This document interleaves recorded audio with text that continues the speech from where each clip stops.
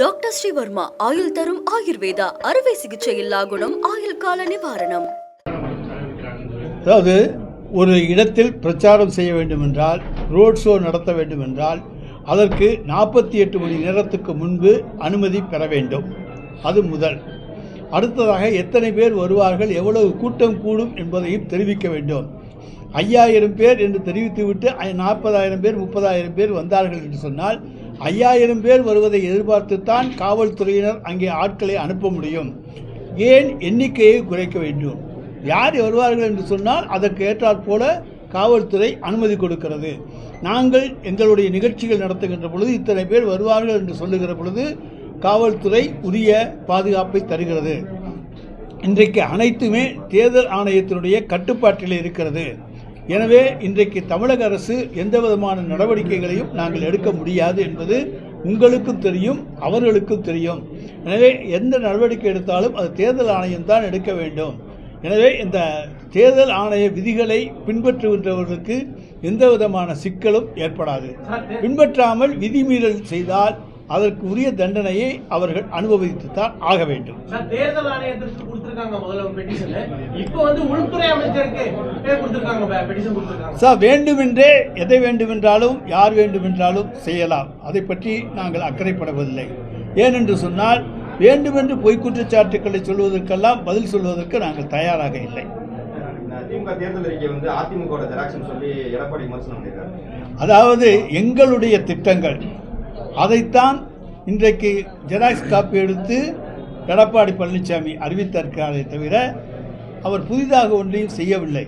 எனவே அதிமுகவின் xerox copy அல்ல, நாங்கள் சொல்லி இருப்பது எல்லாமே நடக்கக்கூடியவை, நடைமுறைப்படுத்தக்கூடியவை. அப்படிப்பட்ட சாதனையும் உள்ள தலைவர் எங்களுடைய தலைவர். எடப்பாடியினுடைய சாதனை என்ன என்பது உங்களுக்கெல்லாம் நன்றாக தெரியும். நம்ம கதாநாயகன் சொல்றோம், அதே நேரத்தில் திமுக தேர்தல் வாக்குறுதி வந்து வில்லனாகவும் காமெடியனாகவும் இருக்குன்னு அன்புமணி விமர்சனம் பண்றாரு. அன்புமணி போன்ற ஒரு காமெடியனும் வில்லனும் உலகத்தில் இருக்க முடியாது. தந்தைக்கே அவர் வில்லனாக இருக்கக்கூடியவர், மக்களுக்கு எப்படி நல்லவனாக இருக்கார். உதயநிதி வந்து விமர்சனம் பண்ணியிருந்தாரு எடப்பாடி பழனிசாமிய, மோடிக்கு முரட்டு பக்தரா இருக்காரு அப்படின்னு சொல்லி விமர்சனம் பண்ணியிருந்தாரு. அதே நேரத்துல வந்து எடப்பாடி பழனிசாமி பதில் விமர்சனம் பண்ணியிருக்காரு. கலைஞர் தான் வந்து வாஜ்பாய்க்கு வந்து முரட்டு பக்தனா இருந்தாரு, கேட்டு பாருங்க அப்படின்னு சொல்லியிருக்காரு. வாஜ்பாயை போன்ற ஒரு அமைதியான ஒரு மனிதரை நாம் பார்க்க முடியாது. வாஜ்பாயை இந்தியாவில் இருக்கக்கூடியவர்கள் ஏற்றுக்கொள்ளக்கூடிய ஒருவராக இருந்தார். அவரோடு நட்போடு பழகிய இயக்கம்தான் திராவிட முன்னேற்ற கழகமே தவிர எந்த விதத்திலும் நாங்கள் சமரசமோ சமாதானமோ செய்து கொள்ளவில்லை. நாங்கள் எங்கள் கொள்கையை விட்டு கொடுக்கவில்லை. என்றைக்கும் திராவிட முன்னேற்ற கழகம் கொள்கையை விட்டு கொடுக்காது.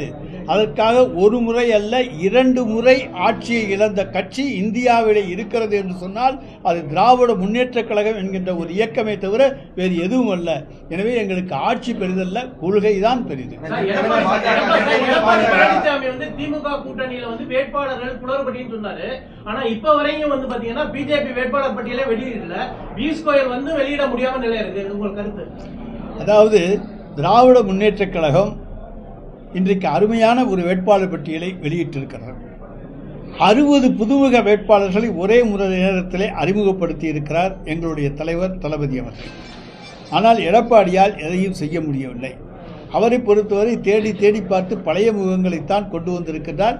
2021 போட்டியிட்டவர்களுக்குத்தான் பெரும்பாலான வாய்ப்புகளை கொடுத்திருக்கிறார். நிச்சயமான டெபாசிட் போகக்கூடிய தொகுதிகளை எல்லாம் பாரதிய ஜனதாவுக்கு தள்ளிவிட்டிருக்கிறார், கூட்டணி கட்சிகளுக்கு தள்ளிவிட்டிருக்கிறார். அங்கே அவர்கள் டெபாசிட் வாங்குவதே சிரமம். டெபாசிட் கிடைக்கக்கூடிய தொகுதிகளை தான் வைத்துக் கொண்டிருக்கிறதாக அவர் நினைக்கின்றார். அங்கேயும் டெபாசிட் போக வைக்கின்ற முயற்சியை நாங்கள் மேற்கொள்வோம். கடந்த சட்டமன்ற தேர்தலில் நீட் விலக்கு, பூரண மது விலக்கு ஆகியவை வந்து நம்ம திமுக வந்து பிரதான அறிவிப்பாக செஞ்சிருந்தோம். ஆனால் இந்த இதில் வந்து அதெல்லாம் மழுங்கடிச்ச மாதிரி மற்ற இடங்களை டைவர்ட் பண்ணி போகிறோமே வந்து நீட் விலக்கோ பூரண மது விலக்கோ நீட் விலக்கு குறித்து உச்சமன்றத்தில் வழக்கு இருக்கிறது. வழக்கு வருகின்ற பொழுது அதிலே எங்களுடைய கருத்துக்களை சொல்லுவோம். மதுவிலக்கு சம்பந்தமாக படிப்படியாக குறைக்கப்படும் என்று சொல்லி குறைத்திருக்கின்றோம். நேற்று பாஜக வந்து குற்றவாளி கூண்டில் திமுக அரசுன்னு சொல்லி ஒரு பட்டியல் அறிக்கை ஒன்று வெளியிட்டிருக்காங்க. அது 27 பக்க அறிக்கையை வெளியிட்டிருக்கிறார்கள். நாங்கள் வெளியிட்டால் 72 பக்க அறிக்கையை வெளியிட முடியும். எனவே இந்த குற்றவாளி கூண்டிலே நிறுத்தப்பட வேண்டியவர்கள் பாரதிய ஜனதா கட்சியினர் என்பது டெல்லியிலே ஆட்சி மாற்றம் வருகின்ற பொழுது அந்த உண்மை தெரியும்.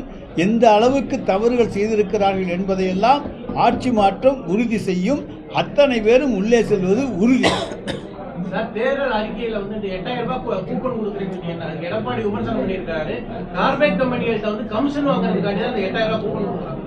ஏன் கார்பரேட் கம்பெனிலேயே நாங்கள் கமிஷன் வாங்கணும்? பொருள்கள் என்ன விலைக்கு கடையிலே விற்கிறதோ அந்த விலைக்குத்தான் பொதுமக்கள் போய் வாங்க போகிறாங்க. இதுக்காக விலையை ஏற்றி யாரும் விற்க போகிறதில்லை. என்ன, எனவே எப்போதும் என்ன விலை கொடுத்து அவர்கள் பொருளை வாங்குகிறார்களோ அதே விலைக்குத்தான் அந்த பொருளை, தங்களுக்கு விரும்பிய பொருளை வாங்கிக் கொள்ளப் போகிறார்கள். எனவே இதில் எந்த விதமான கமிஷனுக்கும் இடமில்லை. டாக்டர் ஸ்ரீவர்மா ஆயுள் தரும் ஆயுர்வேதா அறுவை சிகிச்சை இல்லா குணம் ஆயுள் கால நிவாரணம்.